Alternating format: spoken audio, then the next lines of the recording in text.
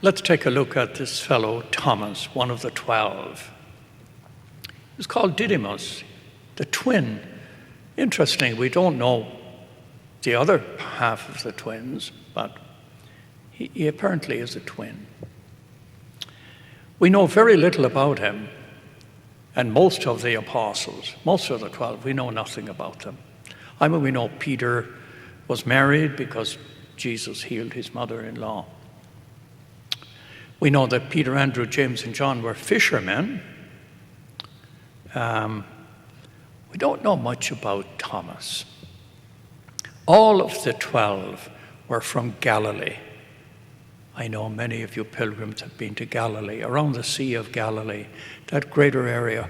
All the 12 apostles came from around that very small area, with the possible exception of Judas.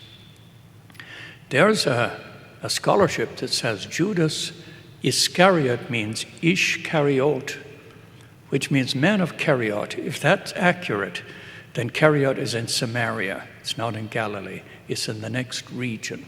Outside of that, all 12 come from around the greater area of the Sea of Galilee. Now, Thomas, there's no indication he was a fisherman. However, in the 21st chapter of John's Gospel, there's a reference there where Peter, they're all disillusioned with the death of Jesus, and Peter said, I'm going fishing, and 7 of them go fishing, including Thomas. So if he wasn't a fisherman, he was familiar with fishing because he goes fishing in the 21st chapter of John's Gospel. Now, Matthew, Mark, and Luke give him very little attention. His name in the 12, but John's Gospel allows him some speaking parts. That's important. In chapter 11 there you have him when Jesus is going to go to raise Lazarus from the dead. He says, why would we go back there? And then you have him in here, in this gospel reading, saying, my Lord and my God. He gets a speaking part here. And then he appears again in the 21st chapter. So, however, what happened to him after Jesus died? There's a very good tradition that he went to India. And he went to a place called Kerala, which is where Father Joes, who used to be here, he comes from Kerala. It's in the Malabar coast on the southwest corner of India. Very beautiful area. And it's very religiously diverse there because Thomas went there and he founded the church, the Malabar church there in Kerala. There are about 20% Christians in Kerala, maybe 25% Muslims, and the rest are Hindus.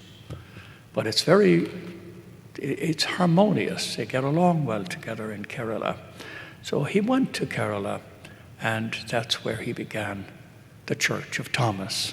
They still call themselves the followers of Thomas there. Where is he buried? Well, the people in Kerala think they have him there. But of course, a bunch of Italians like to collect pieces of saints and that, So the Italians went over there and they took some of his bones, and they claim that they have his body at a place called Ortono, which is on the Adriatic, not far from Rome. Now, what do we learn about Thomas here? What's the teaching of this? The Gospels are not meant to tell us about anybody except Jesus. So I know when we read this, we get into huge conversations about Thomas. That's a mistake. The Gospels tell us about Jesus Christ, not about Thomas or Peter, Andrew, James, or John. They tell us about Jesus.